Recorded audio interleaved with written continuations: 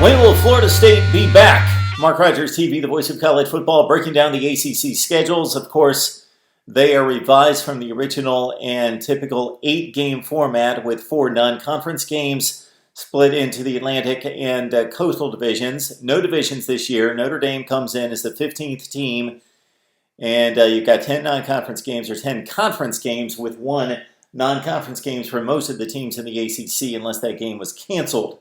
For Florida State, my goodness, they had a non-conference schedule originally that I was looking forward to, as they, of course, played their season finale against arch rival Florida, but they played an opener against West Virginia, neutral site game in Atlanta, and then also had a date against Boise State, trying to make up for the loss in 2019 to the Broncos. But those games are all wiped out, and for Florida State, it's only a game against Jacksonville State. So a great measuring stick early would have been West Virginia and Boise State before the ACC, and then, of course, the rivalry game against Florida, but that will have to wait until 2021.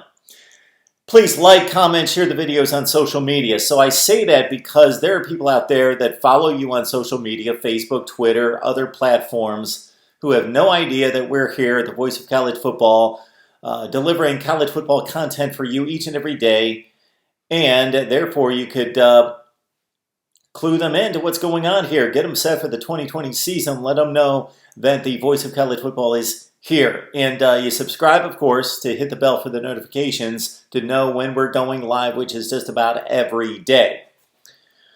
Florida State, let's make the comparison for the Seminoles in their 11 games between the Power Index percentage and mine in predicting the wins. Georgia Tech's the opener coming up on a Saturday at home in Tallahassee. I give the Noles an 82% chance of winning, and the FPI is at 75%.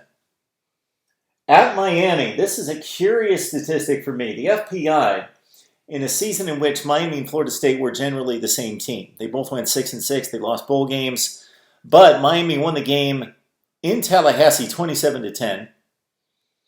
And Miami is adding a really exceptional quarterback, and Florida State is not. That at Miami, Florida State is given a 73% chance of winning this game. I'm at 42. Big discrepancy there. Jacksonville State's almost a lock, but I've got Samford in mind and other poor efforts against FCS foes in recent years at 92%. Then a really difficult stretch for the Seminoles in going to Notre Dame, North Carolina at home, and Louisville, and also Pitt, you could say, to a certain extent. So Notre Dame, North Carolina, Louisville, Pitt, a difficult stretch for the Seminoles. I'm giving them a 26, 51, 46, and 57% chance of winning those games. Slight favorite, basically a 50-50 toss-up game for me against North Carolina at home, although the FPI likes FSU at home 63-37. The Louisville game, the FPI, for some reason, just is in love with Louisville. Only a 38% chance for the Noles of winning that game. I have it more as a 50-50 proposition. And then I'm giving Pitt a lot more credit than the FPI that says Florida State's got an 80% chance of winning that game at home against Pitt. I'm only at 57-43. All right, NC State, Clemson, Virginia, and Duke, aside from the Tigers, at home in Tallahassee, of course, Florida State should be a substantial favorite in these games at 77, 82, and 73% for the FPI. I've peeled that back somewhat at 63, 75, and 60%. The advantages for Florida State, again, against NC State, Virginia, and Duke. And they've got a near impossibility against Clemson, although the game's at home.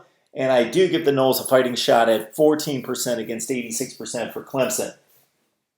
So for me, Florida State should win 1, 2, 3, 4, 5, 6, 7 games based on the percentage there. But they only play once. They don't play 100 times. So I think that they would beat Georgia Tech 82 of 100 times. So they could lose to Georgia Tech like they did in 2015 as a far superior team that won 10 games against Georgia Tech's 3 games. That could happen. This is how I have it. They beat Georgia Tech. They go to Miami and lose. They beat Jacksonville State. Then they go on a run against these difficult teams, and they only beat Pitt after losing to Notre Dame, North Carolina, and Louisville. I think that they've got the best chance of beating Louisville, then North Carolina, then the Notre Dame game on the road is obviously a huge challenge. Then they finished strong down the stretch, winning 4 of 5. The obvious losses against Clemson, but they beat the other teams that they're supposed to beat. So I've got them favored in 7 games, but I've got Florida State finishing at 6-5 as the final record. The FPI likes the Seminoles to win 8 of those 11 if you just go strictly by the FPI. Leave your record projection for Florida State football down in the section below. And, of course, subscribe here to Mark Rogers TV, the voice of college football, and you will be glad that you did.